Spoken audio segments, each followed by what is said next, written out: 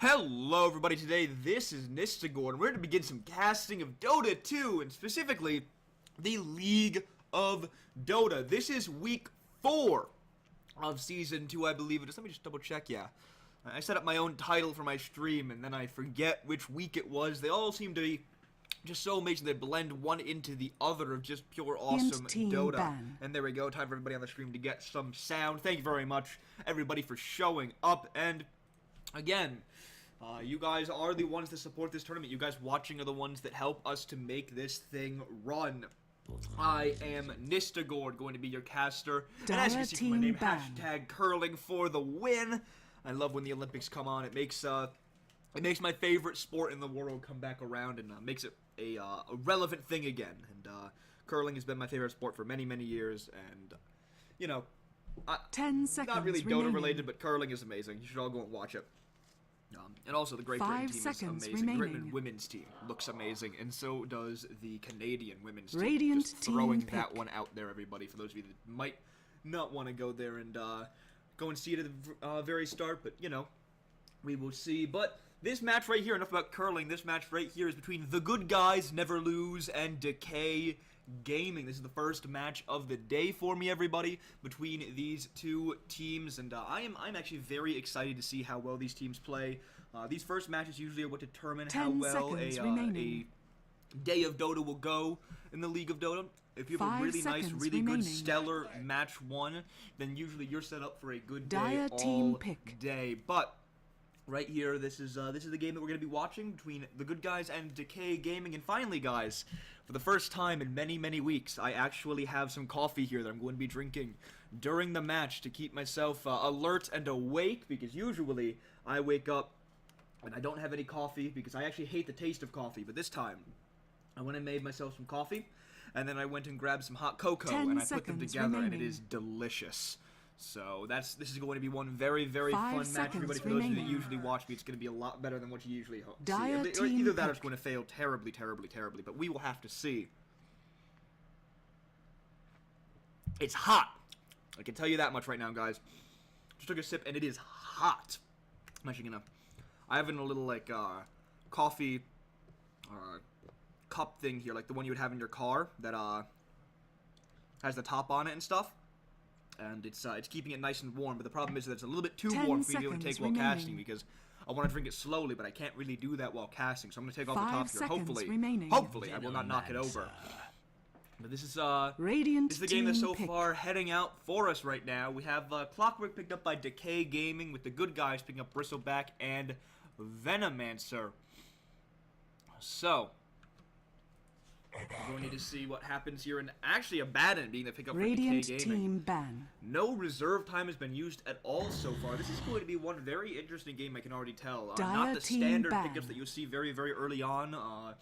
We didn't have something like the Crystal Maiden picked up early on, no Visage early on. Those big, big heroes that we usually will quite often see picked up very early on if they're able to be picked up. So, going to be 10 seconds remaining. It's very interesting to see how this game will play out, but right now, 5 seconds the fact that the good guys have a Bristleback is really, really helping them in terms of this draft. Bristleback is just such a strong hero that it's very, very difficult to see him in a bad light in a lot of different aspects of the game, especially when you have something like the Venomancer with him, who's able to just slow down, because Bristleback, yeah, he, like, stuns a lot, but honestly, slows are even just as good for him. When you put his viscous goo on top of a target that already has other slows on him, he can keep that duration going for so long with just the slows that it's honestly sometimes better than a stun, because you're so slowed for such a long period of time that he gets more total uptime on you than he would with just stuns. But Tidehunter, the ban out by the good guys, and then Darkseer, the ban out by Decay Gaming. Very interesting ban outs. Like, we have things like the Death Prophet ban out this game, and that was in the first banning stage from the good guys, and that actually worries me a little bit as to what they're going to try and go for here, because when you ban out something like the Death Prophet, that means that you don't want to have to deal with level 6 push. You don't want to have to deal with that push coming out at like the 7-minute mark of just a hero able to completely decimate your towers. 5 seconds remaining. Which is a simple click of one button, your R button, and just destroy towers. Now with the ban out of the Tidehunter and the Lifestealer, both of those heroes are pretty good once they hit up level 6. Lifestealer can also go into the late game very effectively if he's able to start to snowball, but we'll have to see how how well this will work out for them in terms of their drafting style right now, because Decay Gaming started to ban out a bunch of team fight heroes, or two very big team fight heroes with the Darkseer and the OD. Now, the big thing with OD is that he can also just farm and carry very 10 effectively. seconds remaining. So I'm wondering what Decay Gaming is going to decide to go for here. I almost feel as though one of the 5 biggest things they could pick up is remaining. even something like a Weaver. Weaver is one of the classic combinations to put with Reserve Abaddon. time. Abaddon and Weaver is a ridiculous combination to have, and so I am going to wait to see with bated lips how that will happen, or if it will happen this match, because I do find it to be a very, very fun matchup to see those two heroes put together in a lane. Now, the big issue is that it would be against slows that the good guys have. And that's a little bit of a issue when it comes to Abaddon and his ability to help to keep alive a target with the damage over time, and just the pure ridiculous amounts of damage that Bristleback can start to output once he gets a couple of Quill Spray stacks on you. But Viper is the decision Radiant from the good guys. team Another hero that's just like, hey, you want to try and use that shield on somebody? Go for it. But I'm just going to keep you slowed the entire time here. And so, I feel as though Abaddon is starting to lose a little bit of his potential as a hero, and I feel like it's a little bit awkward for them to have had picked it up as their second pickup here instead of picking it up later on, because it's very, very rare, unless you pick up something like the Weaver very 10 early seconds on, remaining. it's very, very rare that you'll actually see a team ban out the 5 Abaddon seconds against you remaining. for the second pick phase.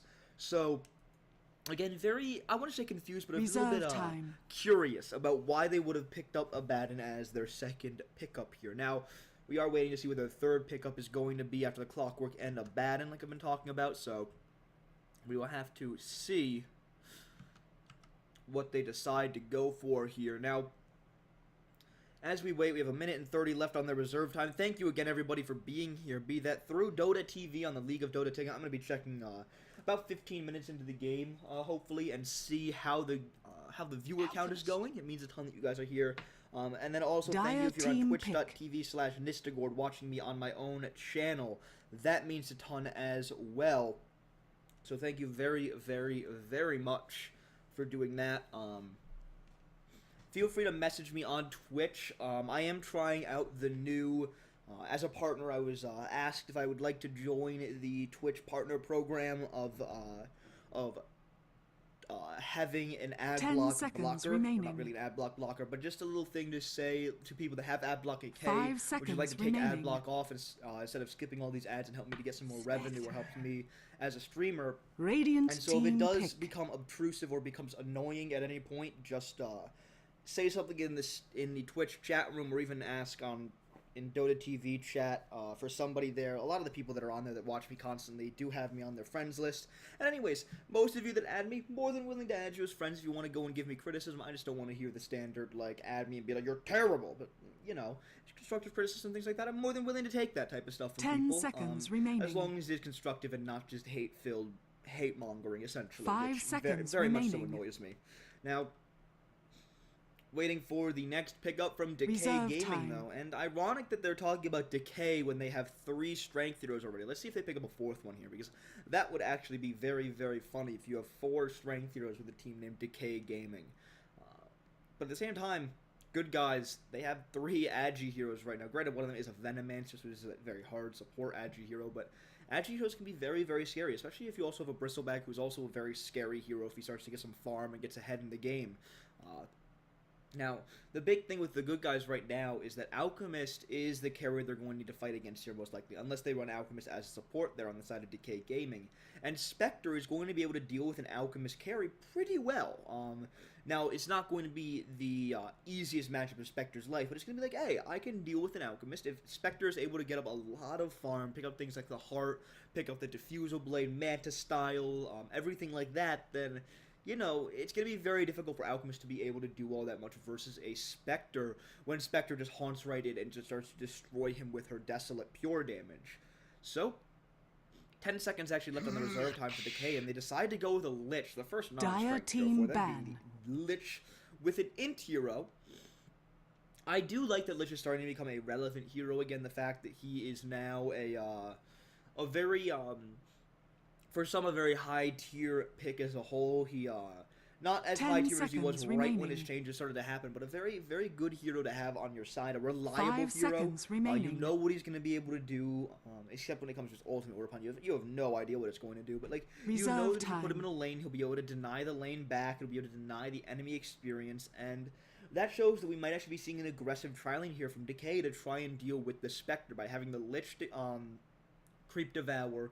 You'll have Abaddon as well to be able to support Alchemist with the Lich, and you know, it'll be a difficult lane for the good guys most likely in this situation, and it's going to be one that they're going to need to try and deal with as well as possible. And they need to pick up a support that will be able to go well with the Venomancer in this lane. I feel like one of the big ones that might be an option is you need to get a tanky one, because right now the Alchemist with his concoction on top of the Lich Ice Blast and the Abaddon Nuke, with if he decides to not use it as a heal but instead as a nuke, if you add those 3 spells together, they can blow up something like Crystal Maiden, which is my #1 thought of, oh, that's a good hero to pick up. Now, Radiant team ban. another option that I see that might actually work very well is a very tanky support, and that's something like the Jakiro. Jakiro, I feel, could work very, very well on the side of the good guys here. Give them the interior that they need, give them the, just the support ability that he's able to give, and also the tank ability in the beginning parts of 10 the seconds laning stage. remaining. His ability to just sort of be there as a support and sort of tank up a little bit of 5 damage. seconds And remaining. his starting health pool is actually, like I'm saying, tank ability is actually pretty good as a hero. But Decay decided to ban out the Crystal Dire Maiden. team pick. And if it's a Jakiro here, nope, it's not. It's a Rubik. I guess that's another one that will actually Radiant work team decently for pick. them, able to disrupt them pretty well in their team fights. If he could pick up and throw down a target before they're able to get up a big spell, that could matter quite a bit. As well as his ability to launch somebody into a Gale from Venomancer, stun people for a Gale from Venomancer, and then also set up with Fade Bolts to harass. He's a good decision. I don't feel like he's the best decision that they could go for, but I feel like he is still a good decision as a whole. Now, Decay 10 going to have their seconds 5th remaining. pickup here in just a moment, and we'll be able to see what they decide to go for, because they only have 12 seconds 5 left of their seconds reserve remaining. time. So eating down on that reserve time right now, and then we will be able Reserve to time. see 10 seconds remaining. as a whole, though. Waiting for the last pickup here. 5 5 seconds seconds left on the clock. remaining. We'll be able to begin the game. And again, thank you very much, everybody. And it's Troll Warlord. What is this? Is this Dota that I'm watching right now? Like professional Dota? I have not seen a Troll Warlord in forever. And this is going to be quite the game, everybody. A Troll Warlord pickup. Oh man. This is going to be one heck of a match, I can already tell. Prepare for battle. Give myself another drink of coffee here. Coffee by itself is honestly pretty damn disgusting. But I must say, now that I've decided to start to add some hot cocoa, it is going to be very, very good as a whole. But thank you everybody for watching the match. Also, another couple of quick notes. I do have hashtag curling for the win, and yes, that does mean that as well as the @MrGordota, I'm on Twitter. I haven't actually tweeted out using hashtag curling yet. I need to start to do that, with curling being like my favorite sport ever. But we actually have a defensive here from Decay, which is actually pretty surprising with the Lich pickup. I guess it will be able to deny the Bristleback quite a bit of farm, but it is still going to be giving this Spectre essentially 30 free farm when you put seconds it up to against battle. a Venomancer Rubik Spectre tri-lane versus a Clockwork. Clockwork is not going to get almost anything at all. But back to what I was talking about just a couple seconds before. Viper is going to know that there's an observer ward here. There's no way there's not going to be. Now, did I just hear another ward placed? No. I thought that oh, it was up here. Okay, that's what was confusing me. Ward is up there. Well, that was really weird, actually. I didn't mean to move it all the way down there like that. Wow. The battle Apparently, begins. I am not very good at drawing lines today, which for those of you that watch me quite often, I draw lots of lines with where people are going to be moving. Based on how team fights run, they're going to move around here and try and check the room, but of course it's not there. It's actually up here.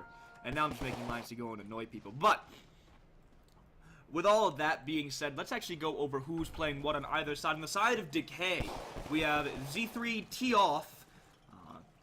So T-Off on the Abaddon. We have Lich being played by Sagunaru. And then finally the Alchemist being played by Troyan. That's going to be their tri-lane. We have up top Clockwork being played by Marilyn Monroe. I wish that Marilyn Monroe was still alive. She was a beautiful, beautiful lady. And then Troll Warlord in the middle lane being played by Durziki. Or Durzki. There we go. Durzki. Then on the side of two, or the good guys. We have Mexican Drug Lord, not exactly good guy, playing the Venomancer. Captain Sarcasm, apparently, playing the Rubik. And then finally, Jabus on the Spectre. That's going to be their tri lane. In the middle lane, we have